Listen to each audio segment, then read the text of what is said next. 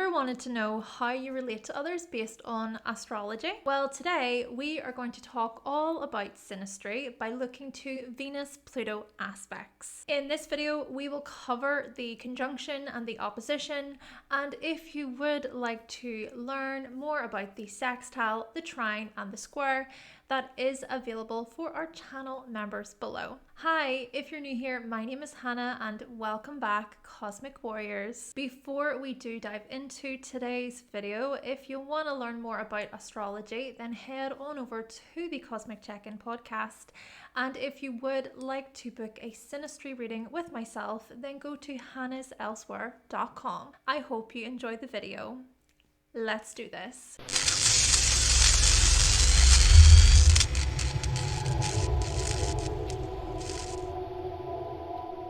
Okay, so if you have not seen the introduction video to synastry, I recommend watching that. It is linked below, as well as many other videos all about aspects. Yes, watch those videos first to get a clearer understanding. Though for the purpose of this series, I will focus on the 5 major aspects.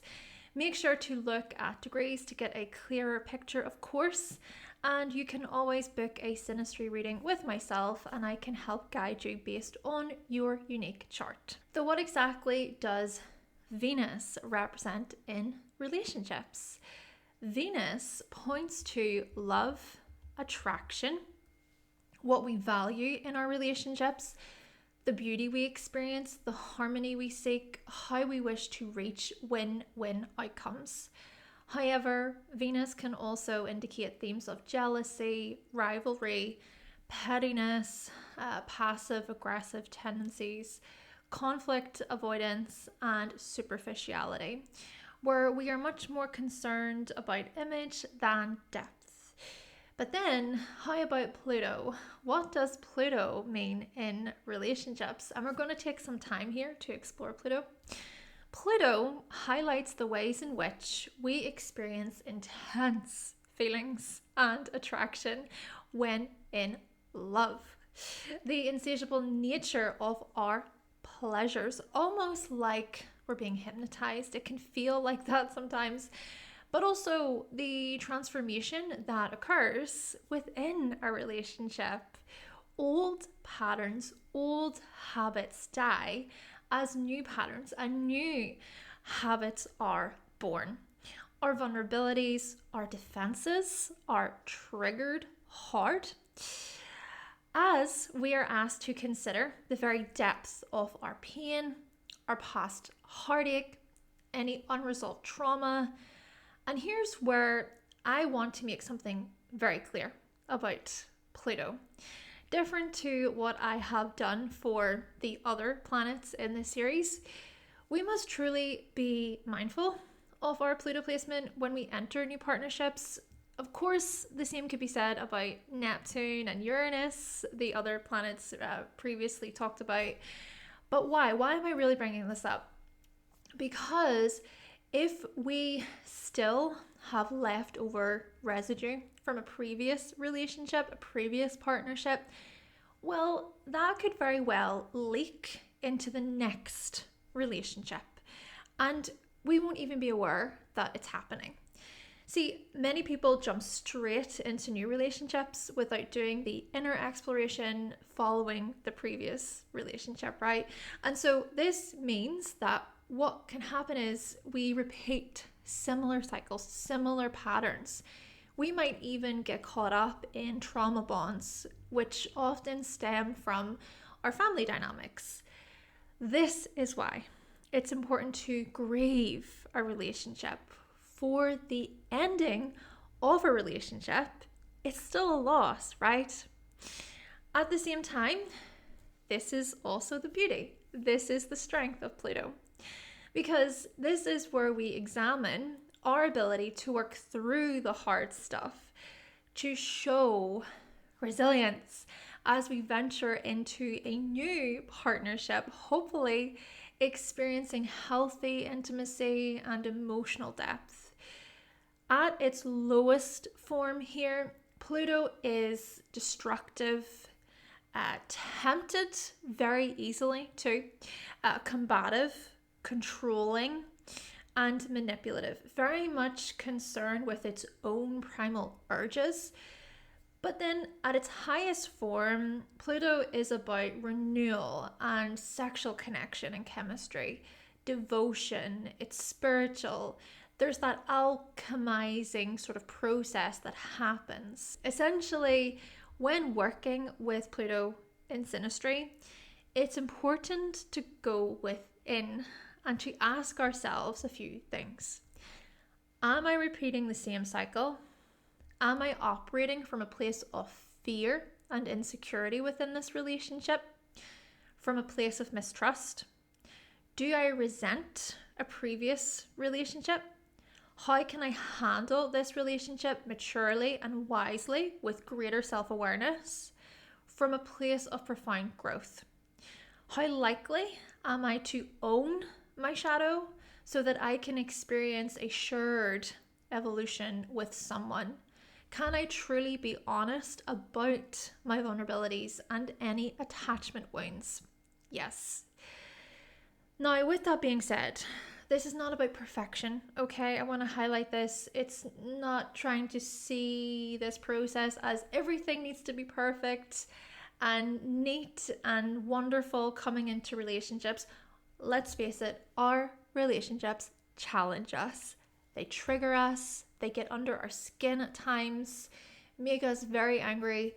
And when we work with this kind of lower and higher form of Pluto, it's not about people who work from the higher form being evolved and amazing, and then people from the lower form being weak or insecure. We want to be mindful here because I see it as we can fluctuate, honestly. We can fluctuate. It depends on what life circumstances come our way.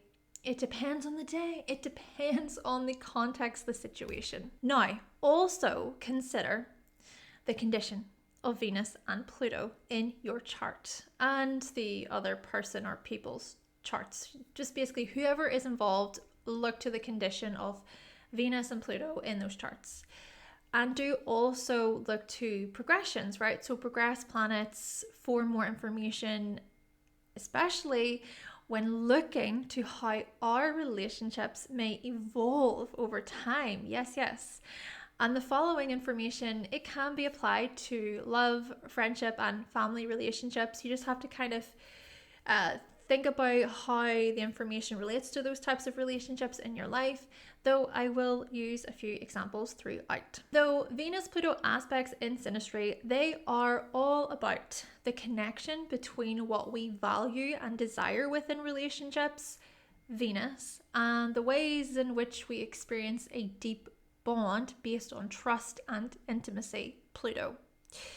What we find appealing, beautiful, and attractive, Venus, along with powerful feelings, strong attachments, and profound healing, Pluto. How we seek win-win outcomes, very much Venus, whilst we also consider our shadow and any hidden drives and motivations which we then bring into our relationships, Pluto. Which, by the way, the shadow isn't good or bad. I want to really highlight that. Yes. The harmony we seek, Venus, and times of power struggles and explosive dynamics, Pluto. Jealousy and rivalry, Venus, mixed with possessiveness, obsession, control, and manipulation, Pluto. So at best, yes, we see themes of loyalty, devotion, trust, compassion, connection based on intimacy and respect too. Though at worst, we can see these themes of power plays, emotional blackmail, cycles of pain and destruction, mistrust, unhealthy secrecy, betrayal, and control. Times when we don't have our own private mind in a relationship, as we are continuously intimidated, badgered, tested. Our relationships could very well drain us emotionally and psychologically, right? They could also possibly psychologically mess with us, screw us up. Yep. yeah, let's be real here. We could see themes of abuse, and that within itself, that would need to really be assessed and examined. But our relationships can also transform us and make us better people if we allow them to. This is the thing. It's really about our will. It's our drive to actually do something with this energy. It's a question of, are you willing to evolve through relationships, or will you remain stuck as you spiral down into the very pits of hell? Hey, perhaps many need to go down there, right? They need to kind of get to that point so that they really understand what it feels like before they truly learn what genuine intimacy is. But whatever the case, we rise. This is the thing. We rise from the ashes like the mighty phoenix. Once the flames destroy whatever is blocking us from evolving, we are eventually reborn. But we also must go through a period of reconstruction, right? This, like I was saying earlier, this alchemical process that takes time. It takes time. Getting our wings requires patience as we allow ourselves time to experience the pain, and to also recover. But my goodness, what a beautiful sight it is to see whenever we do eventually rise. Okay, so firstly then, let's consider Venus conjunct Pluto in Synastry. This is the fusion of one person's values, beauty, desires, and comforts with another person acting as a powerful magnet. Like there is a strong force pulling these two together. Due to the generational nature of Pluto, there is something here about the Pluto person tapping into the hidden fears and defenses of the Venus person, into their deepest desires and pleasures. At the same time, the Venus person could very well appear as insatiable, as intensely desired by the Pluto person, though this is not necessarily conscious. The Pluto person might also project their shadow onto the Venus person, almost expecting them to match their hidden drives and motivations. To the Venus person, the Pluto person may appear strong, resilient, powerful, sexy, and so on. Then to the Pluto person, the Venus person may appear desirable, erotic, sensual, right? Attractive. Naturally, within a family setting, this is going to play out much differently, such as them being more probing and investigating, like they can really trust each other. Intimacy may be shared in different ways, is what I'm trying to get at here. Also, it is the Pluto person that might act as a catalyst for change for the Venus person. They confront them to face their defenses. Plus, a challenge is when the Venus person forces the Venus person to transform when they are clearly not ready. They're not ready for it. Or whenever the Venus person becomes overly reliant on the Pluto person to be the source of strength and loyalty within their relationship. The Pluto person might dominate by controlling and manipulating things, right, whenever things do not go their way. And then the Venus person might dominate by acting in passive-aggressive ways, in subtle and sneaky ways, where they want the relationship to be on their terms. If both parties can manage to come together as they experience growth and evolution, transition as a team, they hopefully can co-create a longer future together. But hey, it's still about what they can both learn from the relationship itself. Okay, so one example would be Venus in Scorpio with Pluto in Scorpio. And I'm really going to keep these brief because Pluto is a generational planet, and because of that applies to so many people. So the way I'm going to navigate this is by saying that a Pluto in Scorpio individual could act as a catalyst for change within the Venus in Scorpio's life by maybe in a way probing them to look deeper within themselves, to look at their defenses, to look at their vulnerabilities, to ask themselves if certain times of control are truly worth it to them. So if the Venus in Scorpio is at a point in their life where they are being super defensive, they're maybe not even ready to open up, they're not ready to be vulnerable, they're not ready to be intimate in any way. It's almost like the Pluto in Scorpio individual can just shoot right into the heart of the Venus in Scorpio. And if the Venus in Scorpio is not ready for that, this is where we could really see this major battle, if you will. But if there is safety around that, if there's trust there, then indeed, they could very well evolve and grow together. In a similar fashion, we see this with Venus in Sagittarius, with Pluto in Sagittarius. Yes.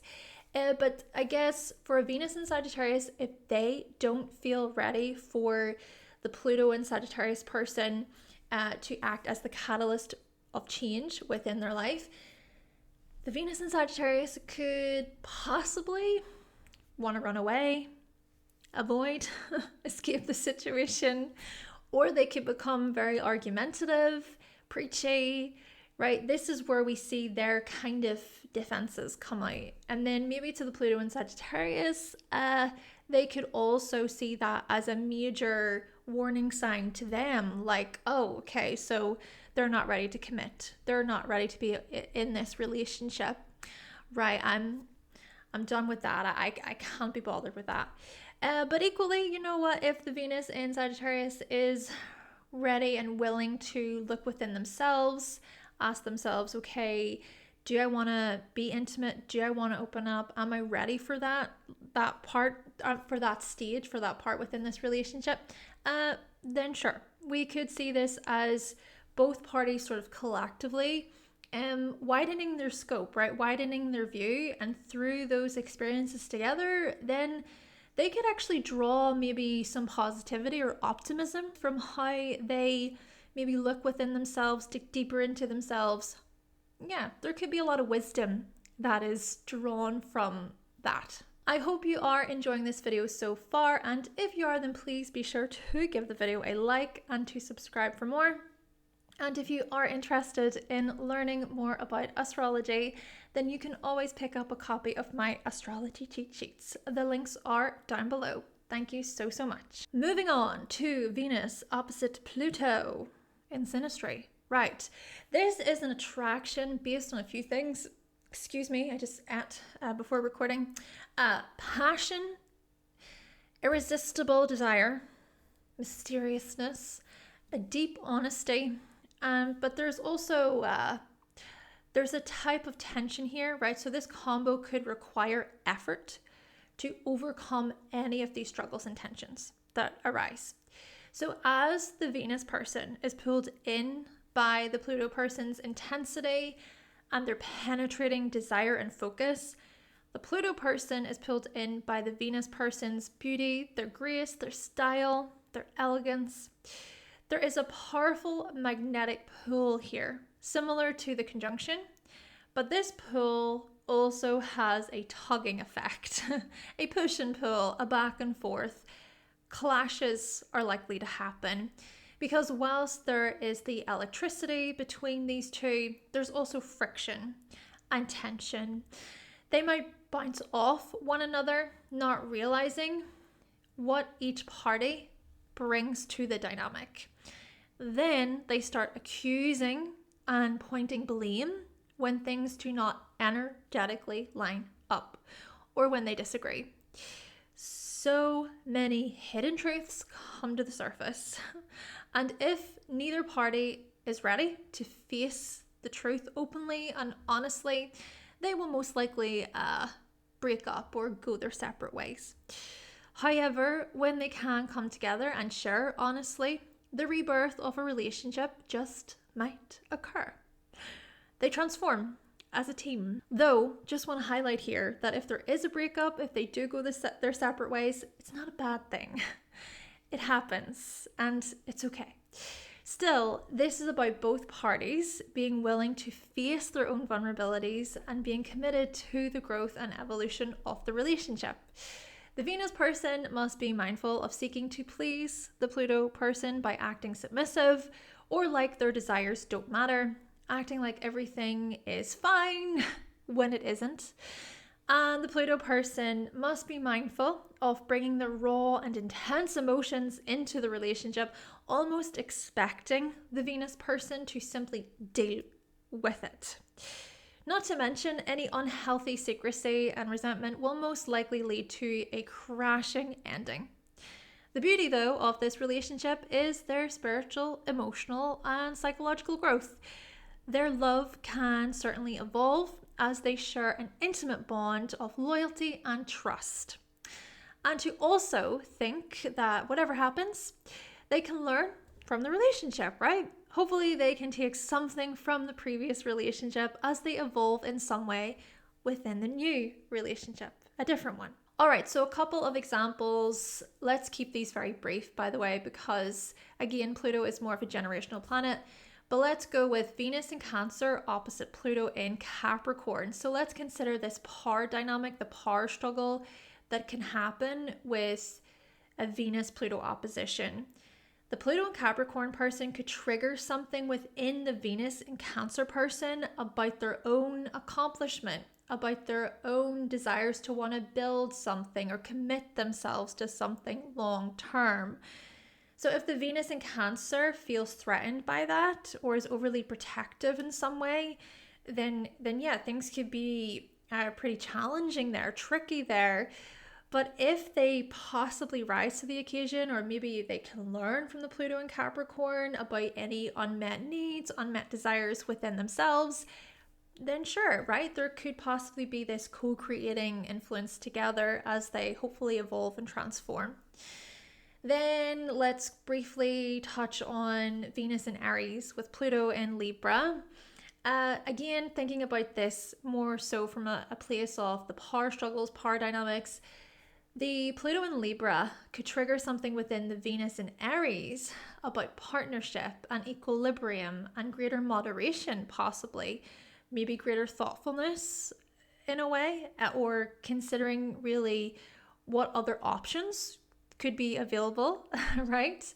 So if the Venus in Aries looks at this as more of a competitive thing or more of an insecurity, or they feel really threatened by that and they get super defensive by that, yes, things could be really challenging, and then there could be all of this conflict.